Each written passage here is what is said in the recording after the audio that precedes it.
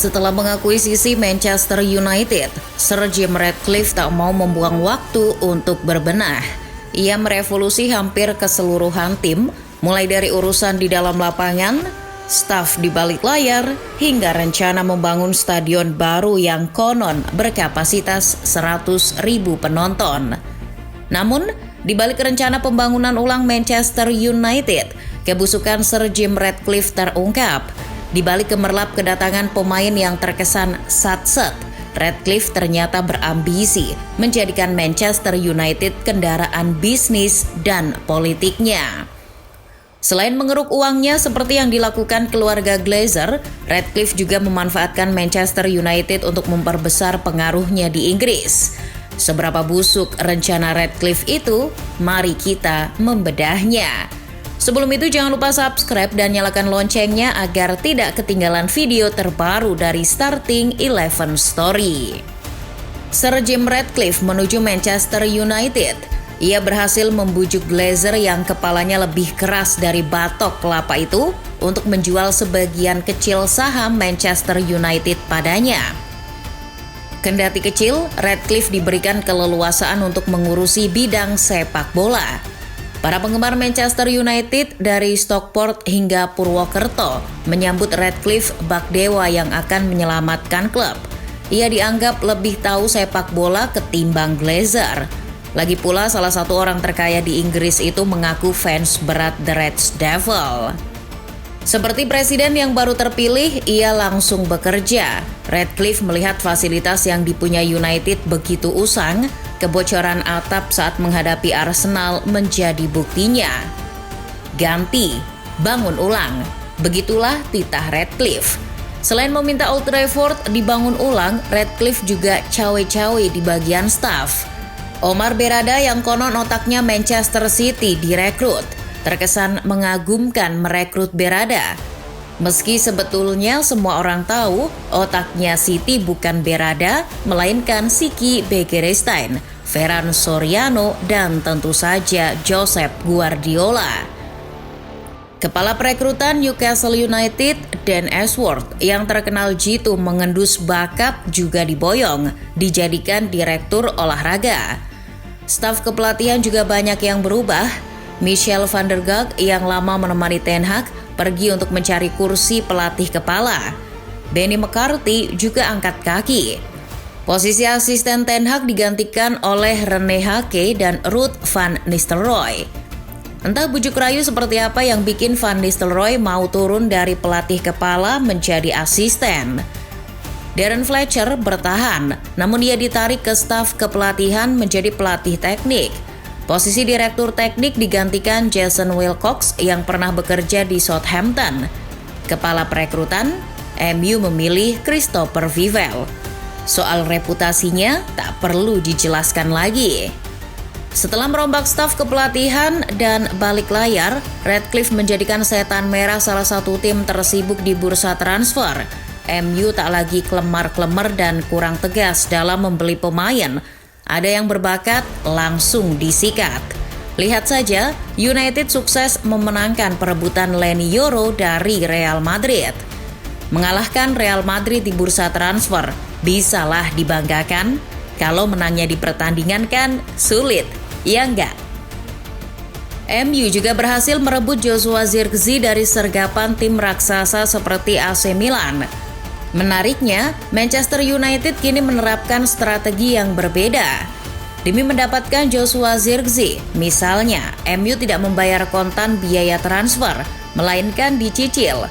Ini sebetulnya bukan hal baru, tim doyan ngutang seperti Barcelona sering memakai cara ini. Chelsea juga sudah melakukannya musim lalu. Namun bagi setan merah, membeli pemain mahal dengan cara mengangsur adalah gaya baru. Tidak hanya membeli dan mengincar pemain, Manchester United juga mendapatkan uang dari penjualan para pemainnya.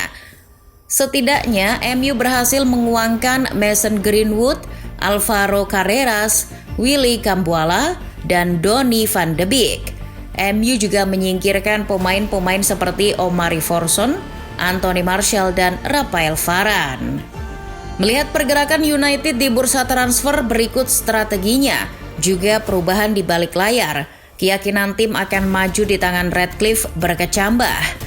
Ratcliffe seolah-olah memiliki tangan midas, padahal Manchester United belum terbukti ganas.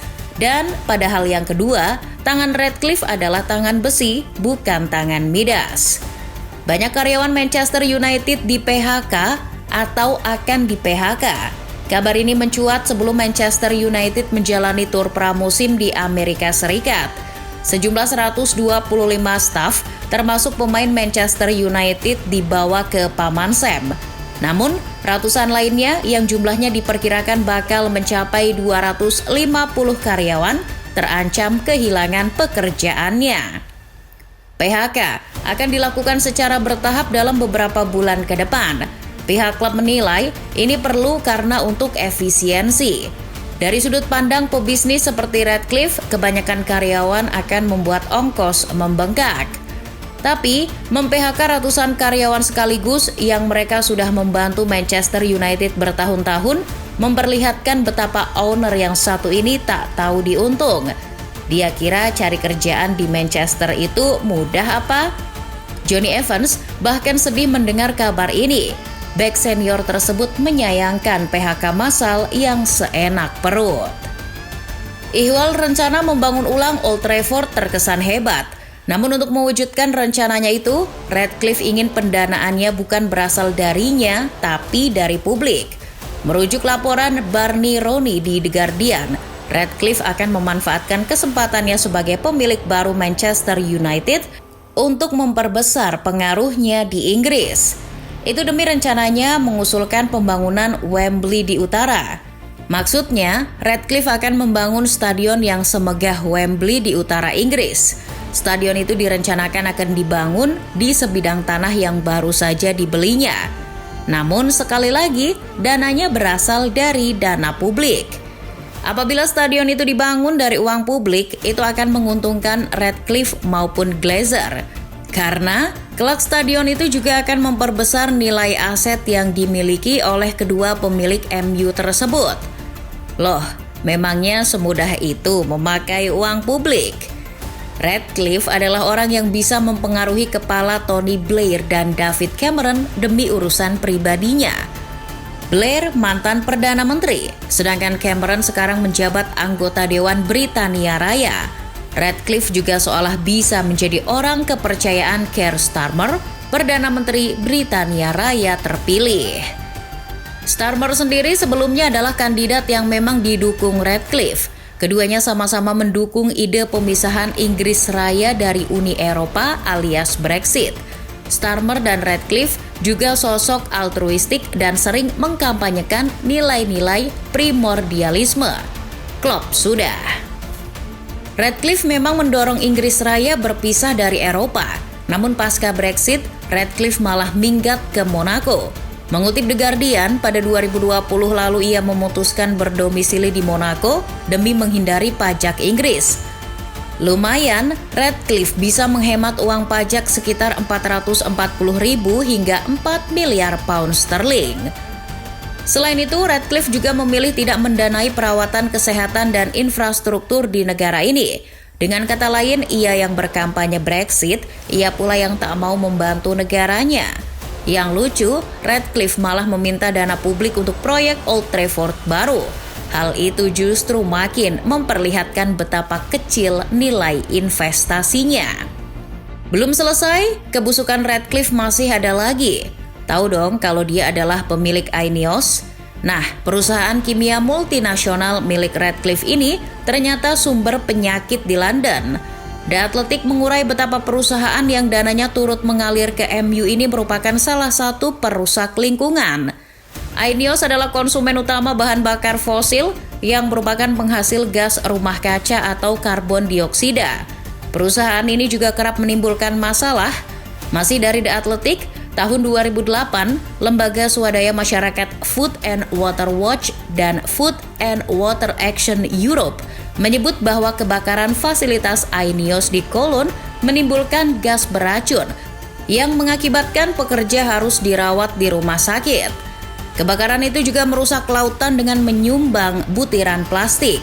Di Skotlandia, pabrik INEOS menghasilkan 3,2 juta ton karbon dioksida pada tahun 2019, menjadikan perusahaan tersebut penyumbang emisi terbesar di Skotlandia. Ratcliffe juga pendukung metode fracking atau ekstraksi minyak dan gas dari batuan serpih melalui penyuntikan cairan, pasir, dan bahan kimia dengan tekanan tinggi. INEOS memiliki lisensi untuk mengeksplorasi gas serpih di lebih dari 1 juta hektar lahan di Inggris. Metode fracking ini kontroversial.